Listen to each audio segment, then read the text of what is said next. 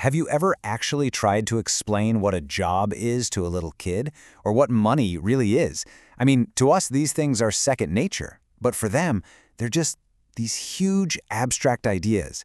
So today, we're going to deconstruct the playbook educators use to teach these really complex concepts. Let's pull back the curtain and see how it's done. All right, so here's our game plan. We're going to follow the exact same path a kid would. First up, we'll look at the biggest challenge, just trying to make sense of the adult world. Then, we'll lay down the foundational blocks of work and money. After that, we'll see how those two ideas build a community, and we'll uncover the secret ingredient that really makes these lessons stick. And finally, we'll wrap up with what this whole blueprint means for the future. So what's the first big hurdle? Well, it's taking these ideas we totally take for granted, like having a job or the value of something, and making them real and concrete. For a child, these aren't just new words. It's like learning a whole new language from scratch. And that's the core of the challenge right there. Seriously, just think about it for a second. How would you do it?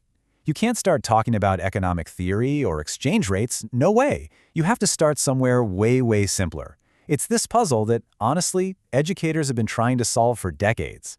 And the answer they landed on is this really smart strategy called sequential instruction. The whole idea is actually pretty simple when you hear it.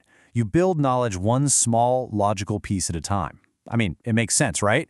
You don't build the roof of a house before you've laid the foundation.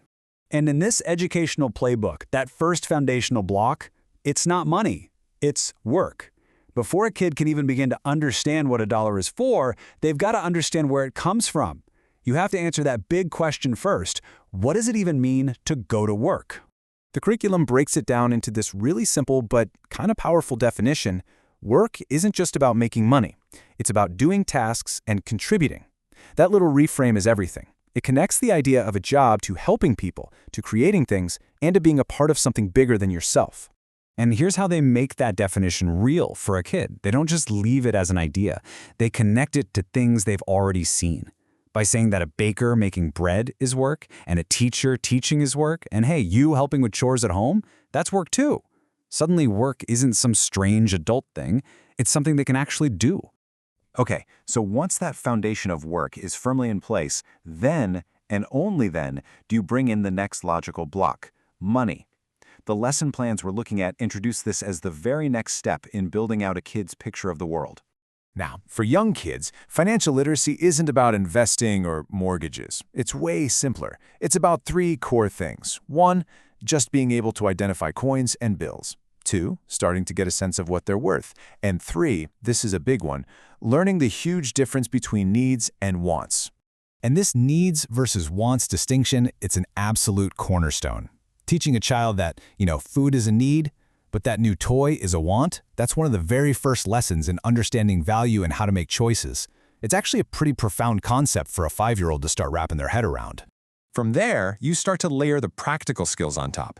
This is where the rubber meets the road, Being able to tell a quarter from a dime, maybe adding them up.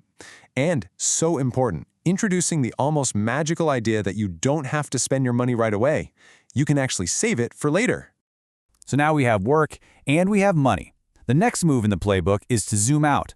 The goal is to show that these aren't just things you do by yourself, but that they're parts of a much bigger puzzle, a puzzle we call community.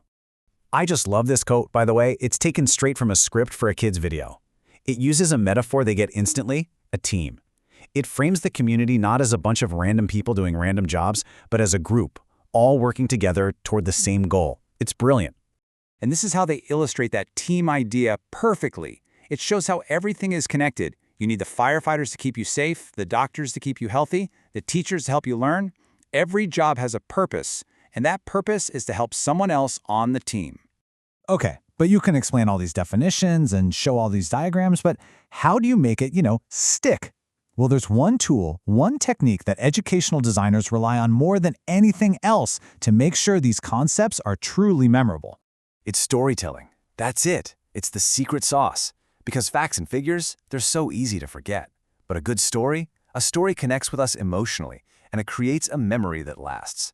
This is true for all of us, but it's especially true for kids. So let's look at a perfect example from the source material. Instead of just saying, librarians help people find books, which is kind of boring, the curriculum tells a story. Right away, we're introduced to characters. Mr. Lee, our friendly librarian, and Lily, a little girl who has a problem. And every good story needs a problem, right? Lily's is simple, but it's so relatable for a kid. She's got this big school project, it's on dinosaurs, and she just can't find the right book. It's that moment of frustration that every single kid, and adult for that matter, understands. And then, in comes our hero, Mr. Lee. He uses his special skill, his amazing knowledge, and he solves Lily's problem. He finds the perfect dinosaur book. Now notice what's happening. The story doesn't just tell a kid what a librarian does. It shows their value in this really tangible, almost heroic way. And the story ends with the most important part, the feeling. Lily is grateful. This is the absolute key. By connecting a job to a positive emotion like gratitude, the lesson moves from your head to your heart. And that emotional anchor is what makes it unforgettable. So when we pull all these pieces together, you can see this isn't random at all. It's a very clear, very deliberate strategy for building a child's understanding of the entire world, one brick at a time. So let's just quickly recap that core playbook. So, the whole playbook boils down to this really powerful formula. You start with a logical sequence, building from simple to complex. You make it real by using examples from their everyday lives. And you make it stick by wrapping it all in an engaging story that connects to their emotions. It's a blueprint for turning the abstract into something they'll never forget. What's really cool is that this playbook is so effective, you could really use it to teach almost anything. And that leaves us with one last, really interesting question to think about. Now that we know how to build understanding so effectively, what's the most important first block we should be giving our kids to prepare them for the future?